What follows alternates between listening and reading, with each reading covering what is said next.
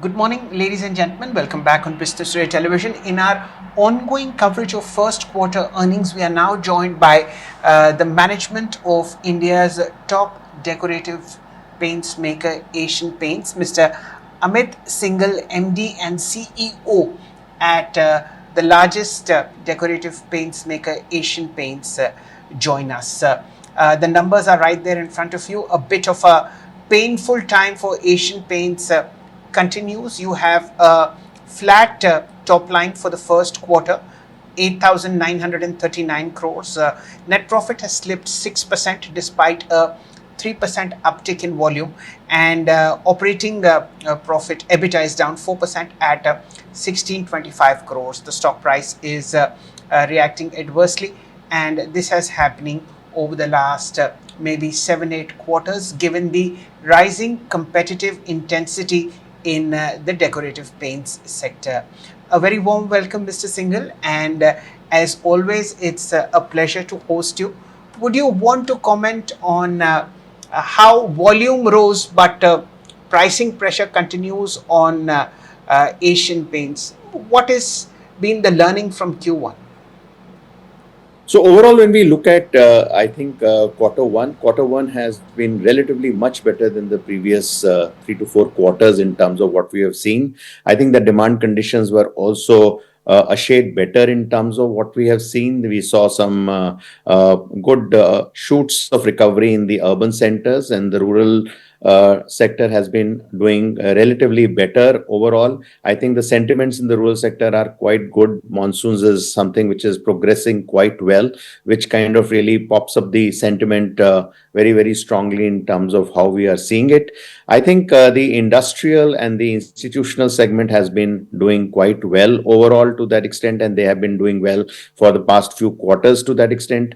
And overall, I think we would say that we would gauge our performance definitely much better from the previous quarters in terms of logging almost about a 4% growth and delivering value at base in terms of what we look at. Our overall, from a point of view of our PBDIT ratios, if you see at a console and a standalone level, are better than sequential quarters in terms of what we see to that extent. And I think these are kind of auguring well in terms of indicative direction in terms of what we are taking.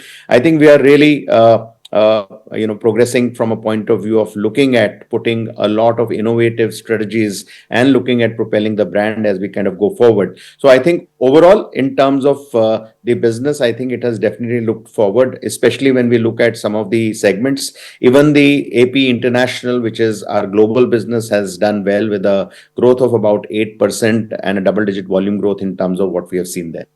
Right. Mr. Syngle, allow me to present another picture of the same earnings that you talk about. The business at subsidiaries, particularly White Oak, has slipped substantially. In fact, it's moved to a loss, as also the business of kitchen appliances and kitchen decoratives. Would you want to comment on how subsidiaries underperformed? Are they in line with your expectations? Was this something that you were already anticipating, or have they disappointed? So overall, the home decor segment, the industry has been facing pressure. I think over the last 1.5 years, we have seen even much bigger brands in this industry not doing too well to that extent, whether it is the bath brands or whether it is the kitchen brands and so on and so forth to that extent. However, we see our imperative from a point of view of focusing on home decor, given the fact that our corporate positioning of Har Ghar basically is a very strong thing in terms of how we want to own homes, because we are moving from a point of view of a share of surface to a share of space within the homes to that extent.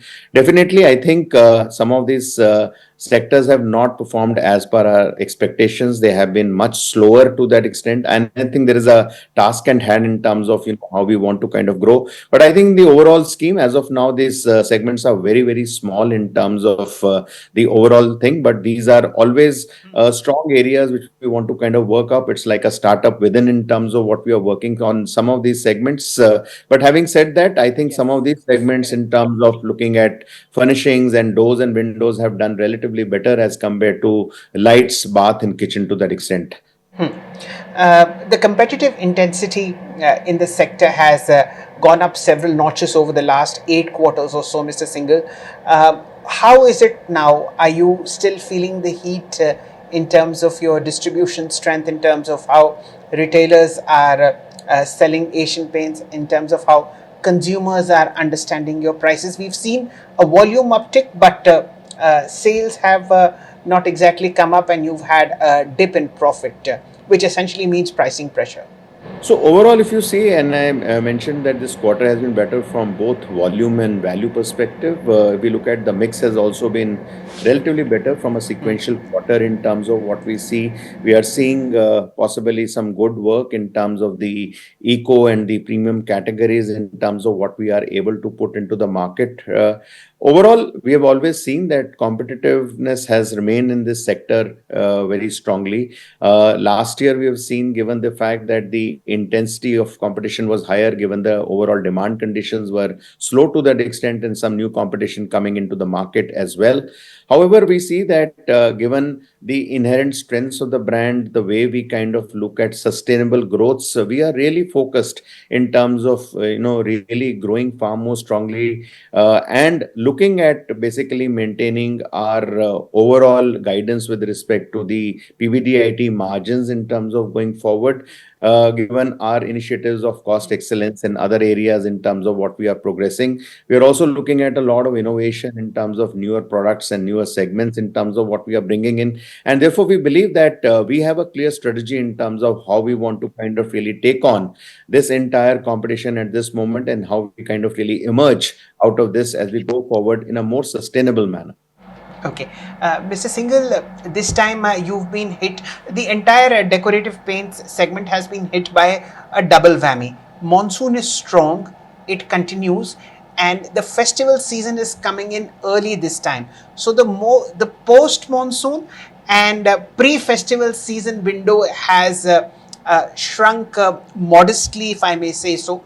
How does that impact your outlook for the second half of the financial year, given that H2 has always been better than H1 for the entire paints business?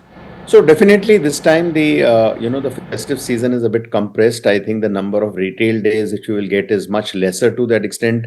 But I think on the whole, what we have seen over the years that the dependence on just the festival period is not that very high. Today, I think the paints are spread quite evenly across the entire year to that extent. And given the fact that today people are moving into newer homes or renovating their homes or painting their homes throughout the year, I think to some extent the shorter or a longer festive season doesn't impact too much to that extent. But having said that, definitely there would be a little bit pressure of a smaller window of retailing in terms of what we are going to get. And as we go forward, I think we will have to watch and see how H2 augurs well from a point of view of demand conditions, because there are a lot of other geopolitical and other areas in terms of what are panning out in terms of looking at how demand is going. And therefore, we will have to watch very carefully how this kind of really goes and really develops in the H2 part of the year.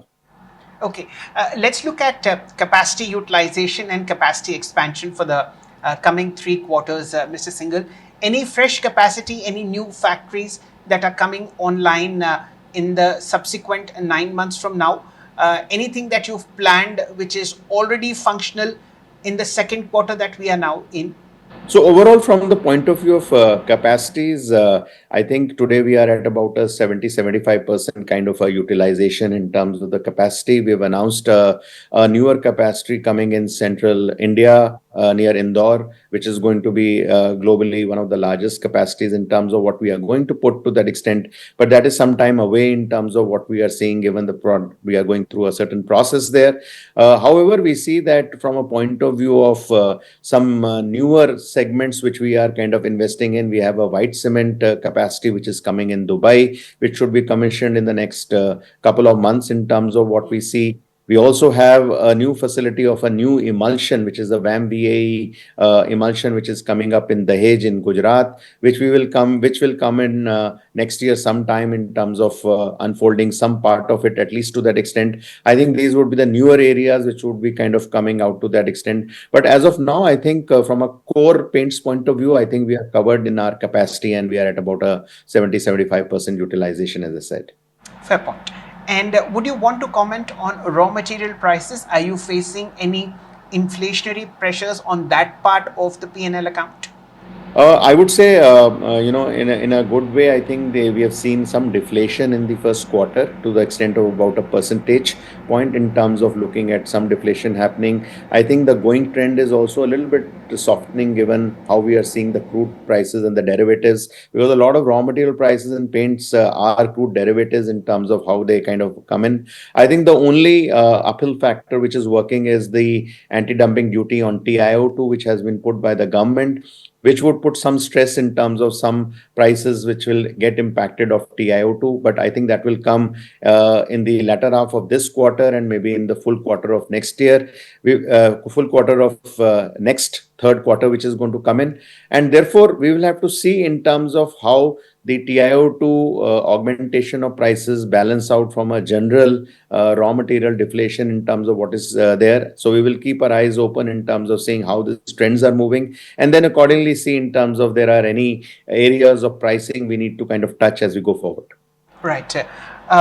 Would it be too much to expect a price hike in the second, third, fourth quarters?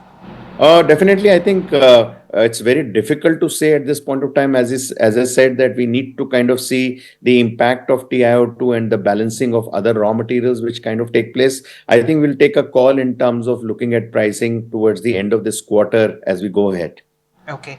Mr. Single, any thoughts that you would like to leave with our viewers, shareholders? We've, for the last 40 years, of which 30 I have tracked your stock, it's been one of those great outliers, outperformers, multi-baggers that one can think of. And at this point of time, these are challenging for you, no doubt. But what is how is the top management thinking, reacting at this point of time when you see a sustained attack on your business because of a new competitor? How is the team in terms of motivation, in terms of how they tackle daily events and how they plan for the future ahead? So overall, how we see is, I think today the way we work, I think some of the new competition, new pressures which come always basically act as something which really propels the people to kind of do more, come out with their best in terms of what they are able to do. And I think that's the energy which we are still seeing in terms of all our people, in terms of saying that we want to do something differentiated. We want to do something which is very innovative in terms of going forward. We are laying a lot of stress in terms of how we are propelling the brand, the number of communications, the share of voice in terms of what we are looking at, the cost excellence initiatives in terms of what we are taking, the marketing initiatives which are kind of coming in. I think all have a sense of urgency and a sense in terms of looking at propelling growth to that extent. So I think as a organization, we are committed in terms of looking at growing and really looking at sustainable growth. And that's the energy in the team we see to that extent, so that today we are able to kind of see that we are able to see the brand going forward and really look at maximizing the return for our stakeholders. Right. With that, we'll call it a day, Mr. Single. As always, I have maintained it's listening. It's a listening pleasure and a learning exercise. Hearing you talk about the decorative paint segment. Times are tough, but as they say, they too shall pass. Thank you for your time, and here's hoping for the best in the coming quarters and in the coming years as well. Have a nice one. Thank you so much. That, ladies and gentlemen, was Mr. Amit Syngle, CEO and MD at Asian Paints, where first quarter performance has been tepid and the stock has, of course, been an underperformer for the last 2 years or so. Please continue watching Business View Television. There's a lot that's happening on the other side of the If you like the video, do like, comment, share and subscribe.